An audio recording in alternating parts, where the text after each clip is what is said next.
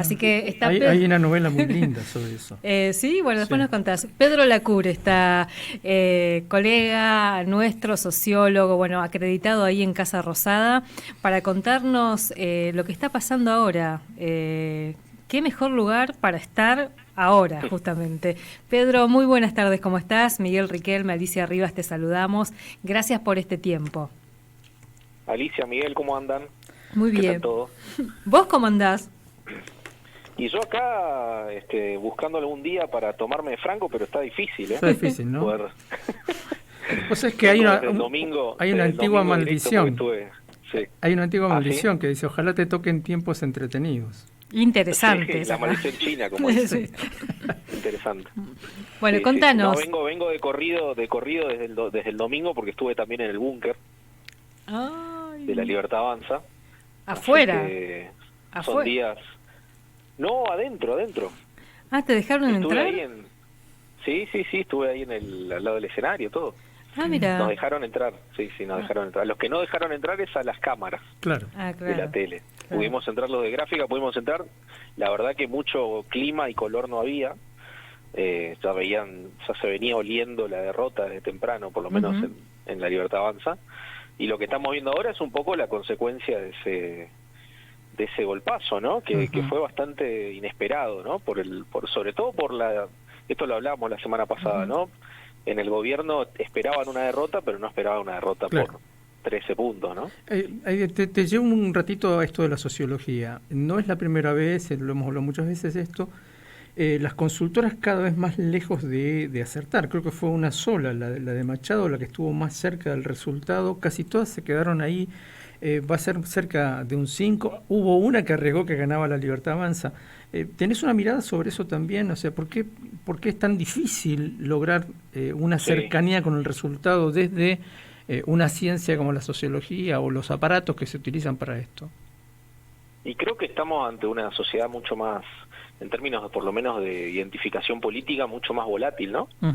Eso viene estudiándolo, me parece, la sociología, la ciencia política también, cómo las representaciones políticas se hicieron cada vez menos firmes, ¿no? En estos últimos 40, 30 años.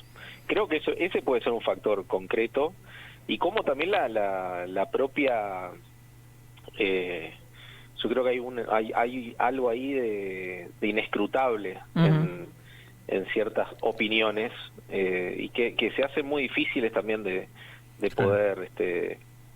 creo yo, de poder sacarles la ficha, ¿no? Más allá también de cómo operan las propias consultoras, ¿no? Que ese es otro tema. Sí, ese es otro tema que tiene que ver también mucho, ¿no? Tiene que ver bastante porque también es un poco al mejor postor y bueno, pero se juegan un poco el prestigio. Sé de algunas consultoras que quedaron bastante en offside en esta última rueda. Sí, totalmente. Ahora, yendo a esa escena, decías, pudiste entrar al búnker, ver de primera mano, muy cerquita, el escenario. ¿Qué leíste ahí? ¿Qué apareció ahí? ¿Cómo fue esa escena? Y la verdad que unas caras largas, importantes. Lo que no esperábamos era que hablase Milei. En realidad cuando supimos que Milei iba, pensamos, bueno, quizás el resultado no es tan grande, o sea, la distancia no es tan grande como la que se viene hablando. Porque dijimos, bueno, Milei va a venir a dar la cara por una derrota de 13 puntos, me parecía raro, y bueno, efectivamente terminó pasando. Se dio algo curioso, que es que cuando habló Sebastián Pareja, que fue el primero que habló solo arriba del escenario, desde el sector de la vocería presidencial nos decían que Milei no iba a hablar. Estamos ahí, faltaban 2 minutos. Y cuando Pareja al final de su discurso dice que en un par de minutos iba a tomar la palabra Milei, quedamos todos sorprendidos, le fuimos a preguntar nuevamente a la gente de vocería y tampoco estaban enterados. O sea, fue una cosa medio improvisada también por parte de Milei, el hecho de tomar la palabra, y eso también se notó porque fue uno de los discursos donde menos leyó. Claro, es cierto. Milei ahí es cierto que tomó un poco la palabra y creo que fue un discurso bastante sólido para el mensaje que transmitió, que fue el de la autocrítica. Después, autocrítica en qué sentido es otro tema, ¿no? Claro, claro. Pero lo que vi claramente fue un desfasaje, y esto me parece problemático en términos de discurso y estrategia, entre lo que quiso plantear y planteó Sebastián Pareja en su discurso, que dijo que fue un problema provincial, donde iban a ponerse a ver cuáles fueron los problemas que hubo en cada una de las secciones y tratar de rever la cuestión más local. Bueno, Milei se subió al escenario con todo su gabinete, claro. Lo cual quiere decir que de alguna manera está poniendo sobre la mesa toda la gestión, puso sobre la mesa la elección provincial de la provincia de Buenos Aires como un plebiscito nacional. Y eso es una estrategia que va bastante a contrapelo de lo que indican los manuales de política, ¿no? Y ayer me lo justificaban por el lado ese, de que es algo que no hace un político tradicional. Entonces, es como querer seguir teniendo a Milei o preservando a Milei en un lugar de anticasta y outsider impoluto, ¿no? Cuando cada vez se vuelve más complejo eso. Tal cual. Hilando más fino en esta misma dirección en la que vas, ¿no? El escenario, ahí está Milei en el medio. Viste que la ubicación de los actores no es casualidad en ninguna obra de teatro, ¿no? Están en un lugar determinado por alguna razón, más lejanos o más cercanos a la figura central. ¿Pudiste leer algo ahí con los Menem, por ejemplo? Que conocimos ahora. Sí, claro. Sí, la foto del escenario. La foto del escenario. Porque vos hablabas la otra vez de el ala este y el ala oeste, ¿no? ¿Cómo estaban esas dos alas ahí arriba? No, y quedó muy claro ahí, lo que nos llamó la atención a todos es que subió Santiago Caputo. Santiago Caputo nunca había subido un escenario de La Libertad Avanza así tan públicamente, y un poco lo que se leyó, y es más una interpretación nuestra, fue más una exigencia, creo yo, de la propia Karina que una decisión propia de Santiago Caputo, la de subir al escenario. Me parece a mí también para que dé la cara y que ponga también su lugar ahí arriba, y también compense un poco el golpazo que significó para ella, ¿no? Porque de mal o bien ahí los responsables de la derrota de alguna manera fue Sebastián Pareja principalmente, y después si uno quiere extenderlo más y si uno hace un análisis más vinculado a lo que fueron las últimas semanas de la campaña, todo lo que significaron los audios de Españolo, ¿no? La figura de los Menem. Ahí se notó mucho la gestualidad de Milei para con Martín Menem, donde le pasó solo la mano, pero bueno, dicen que no hubo antes abrazo. le había dado un abrazo. Claro, en ese momento no hubo un abrazo, pero antes sí. Y hoy creo que Milei compartió una foto donde se estaba abrazando con Martín Menem, creo que fue cuando sube al escenario. Es una cosa medio fina ahí, ¿no? Pero esto de la interna se notó mucho por la cara misma que tenía Santiago Caputo, ¿no? Arriba del escenario, que es una actitud que es muy común en él igual, es una persona muy tímida. Pedro, decías esto de la presencia en el escenario de Santiago Caputo. Una de las cosas que se escuchaban de algunos otros colegas nuestros es decir que la condición para que Caputo tenga como más poder, que está disputando después sobre todo de estos resultados, es que además tenga la firma, es decir, que le den un cargo formalmente para que se haga cargo, digamos, y no sea como un asesor en las sombras. ¿Eso se escuchó ahí? ¿Se maneja eso? Bueno, eso es lo que de alguna manera también yo lo estuve pensando, también en este clima de tensión con Karina. Si eso llega a pasar, si se le ofrece un cargo, o sea, cambio en el gabinete no va a haber, eso ya nos lo aseguraron.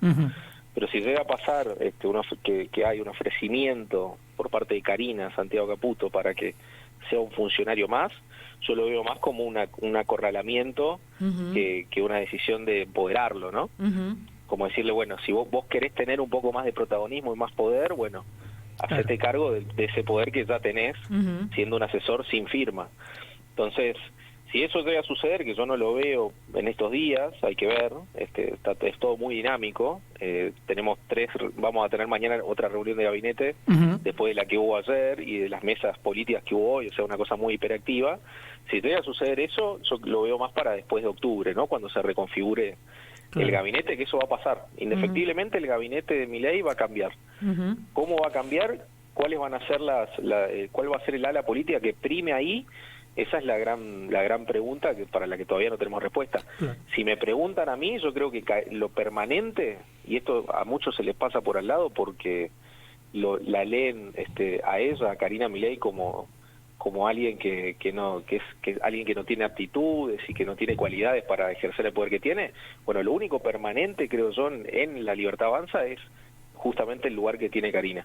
Claro. Y subestimar a Karina es el error que cometieron absolutamente todos los que quedaron afuera del esquema de La Libertad Avanza en estos últimos 4 años. Y muchos observadores a distancia también cometen ese mismo error, ¿no? Si es una vendedora de tortas, uno escucha ese tipo de frases. No quiere decir que Karina sea una luz, pero objetivamente tiene el poder que le está dando Javier Milei. Claro. O sea, yo creo que eso es lo principal, no las cualidades de eso. Tal cual. Y ahí la figura de los Menem están blindadas, la figura de pareja está blindada, y es un dolor de cabeza para Santiago Caputo, eso me parece. Bien, y ahí aparece otra cosa más que me parece que es como una especie de situación de mucha tensión de aquí a octubre, que es los movimientos que pueda hacer o no el ex titular de la Agencia Nacional de Discapacidad, ¿no? Pues recordemos que está en un brete jurídico complicado, ya hay movimientos en el juicio, hay presentaciones de los abogados, tanto de los Kovalivker como del propio Españolo, y eso siempre es munición que termina cayendo en Casa Rosada. Sí, estuve escuchando medio de oído ahí que unas últimas noticias, ¿no?, respecto de la posibilidad de que Españolo termine finalmente presentándose como arrepentido. En los últimos días el tema bajó bastante, por lo menos la espuma en Rosada, respecto de lo que se hablaba en el pasillo. Creo que la derrota del domingo terminó de teñir, digamos, como monotema, ¿no?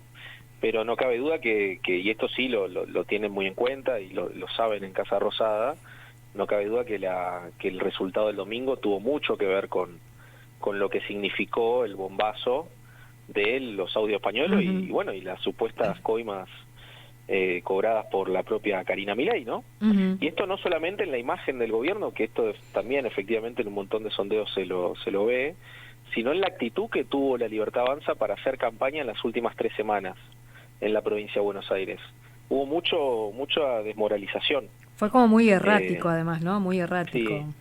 Sí. Y había mucho militante, mucho dirigente, y esto me lo confirmaban gente libertaria del conurbano, que se sentían medio inhibidos para salir a hacer campaña porque les enrostraban el 3% y todo eso, ¿no? Sí. Entonces, La Libertad Avanza no pudo hacer una campaña como la que hubiera querido, ¿no? Más vinculada a esto, a pegarle a la gestión de Kicillof, con respecto a la inseguridad.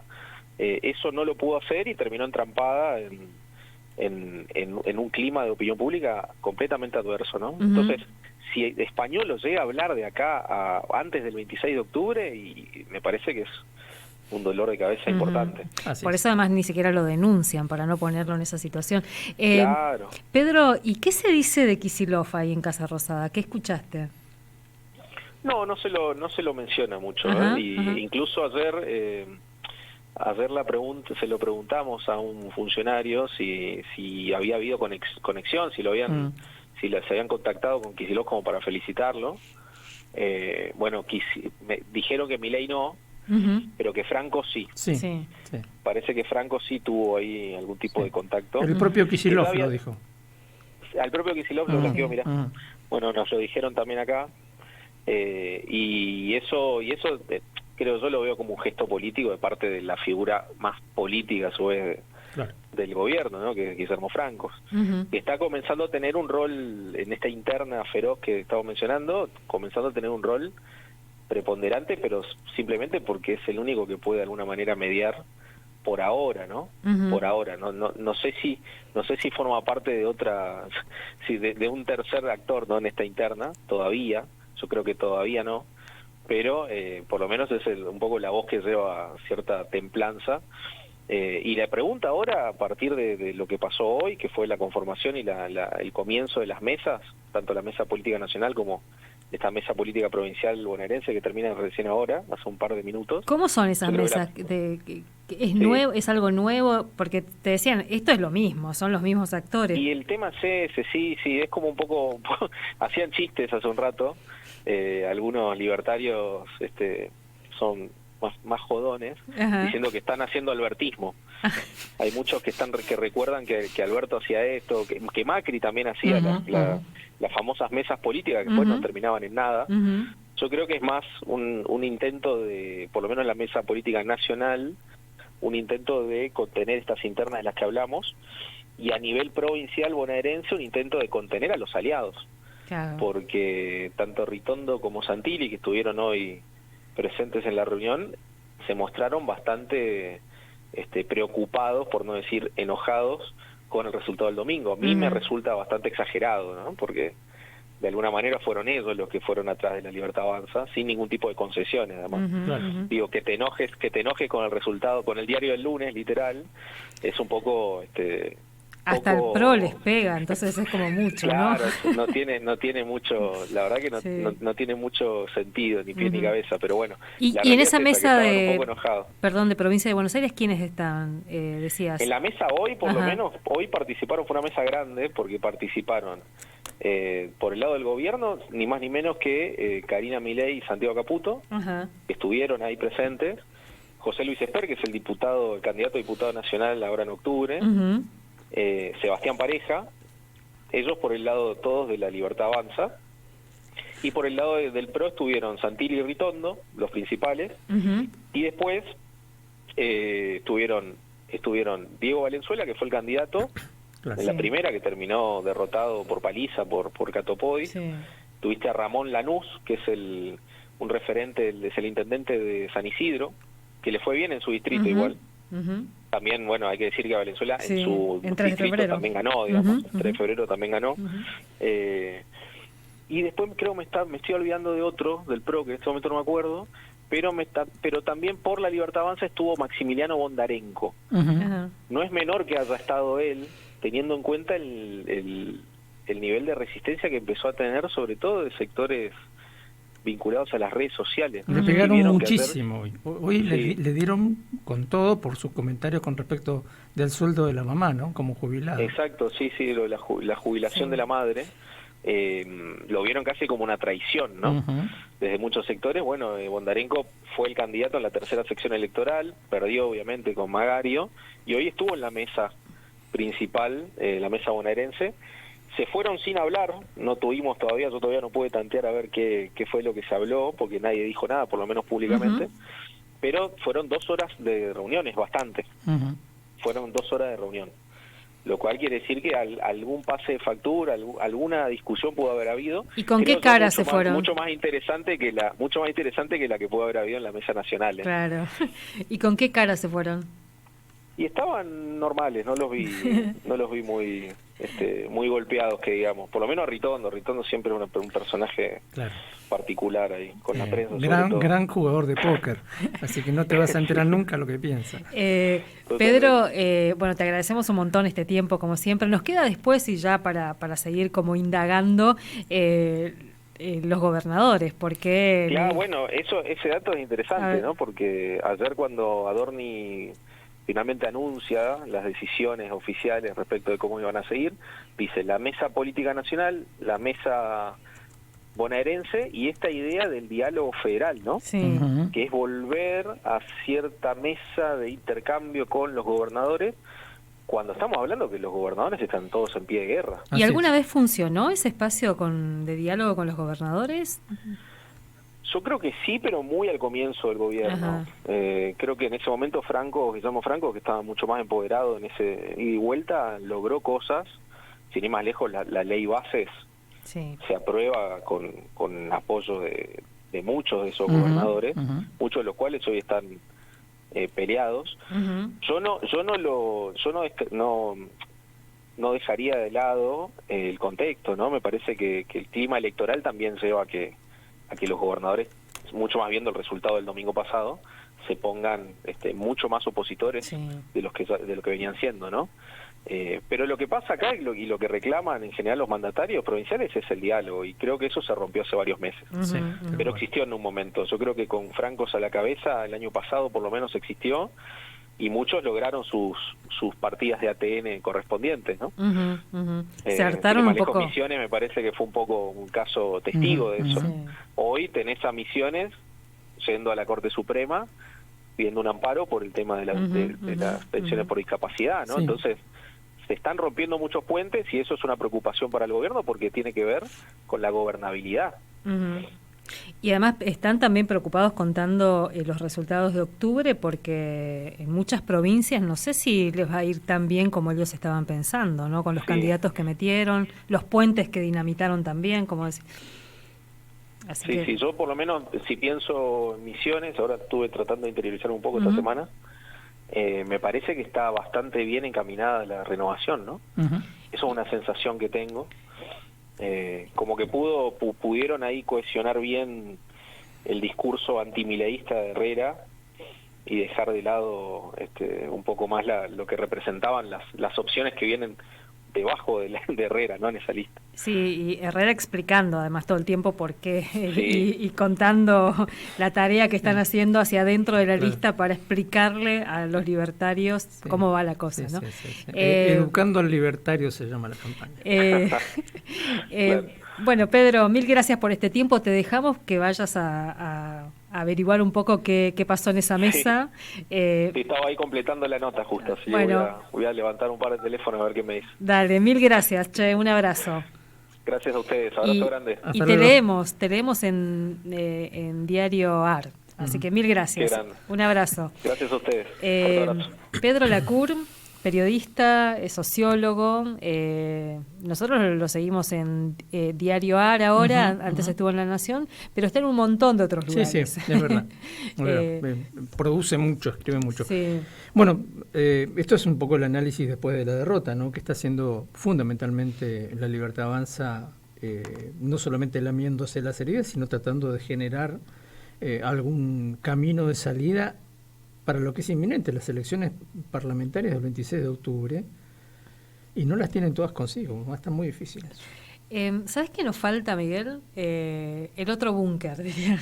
Un poco mirar qué queda y cómo se viene perfilando lo que va a ser la campaña de Fuerza Patria a nivel nacional, porque también está bueno ver lo que va a pasar, así como La Libertad Avanza tiene como escenarios bastante disímiles en las provincias, bueno, también ver qué pasa con Fuerza Patria y las provincias. Sí, Misiones es un ejemplo, por ejemplo. Claro, creo que ahí va a ser clave esto que le decía Kicillof cerca del mediodía a un periodista de una radio porteña, la relación entre los gobernadores, el funcionamiento interno de ese grupo de WhatsApp de gobernadores. Obviamente va a haber acuerdos y desacuerdos, va a haber acciones en conjunto y otras que no, pero Kicillof aportaba ahí un par de análisis, ¿no? Decía, bueno, que es absolutamente absurdo algunos de los gestos que ha hecho el gobierno nacional, por ejemplo, decir las provincias se tienen que hacer cargo del arreglo de las rutas, sin distinguir nacionales.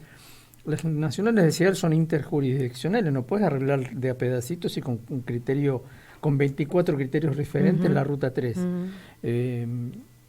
Y ni hablar del tema de los anuncios de que cada provincia debería vivir con sus propios impuestos. Entonces era así un desglose de eso, decía, eso sería para nosotros enormemente beneficioso. Nosotros aportamos al Tesoro Nacional el 40% y nos devuelven el 7%.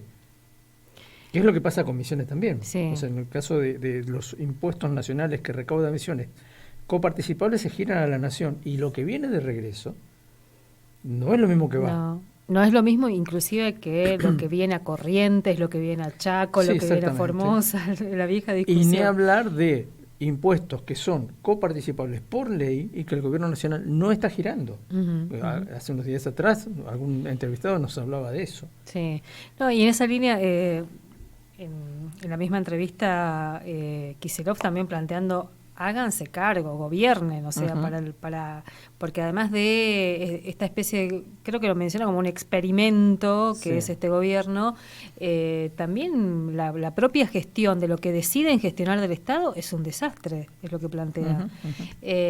Así que bueno, pero también pensando en esa, en el frente, en este espacio, cómo está articulándose en las distintas provincias, porque al Congreso de la Nación hay que contar quienes llegan, digamos, Claro. ¿no? Y hay provincias que van a elegir 3 diputados y algunos senadores, hay provincias que van a renuevan 4 diputados y senadores, hay otras provincias que no. Después, para ir haciendo ese punteo de cuál es el Congreso que se viene perfilando, porque si los resultados, y lo decían hoy también, si los resultados en octubre en provincia de Buenos Aires se repiten, son muy parecidos a los de este domingo, la cantidad de diputados nacionales que va a incorporar la Libertad Avanza va a ser menor de los que pierde Libertad Avanza y el PRO.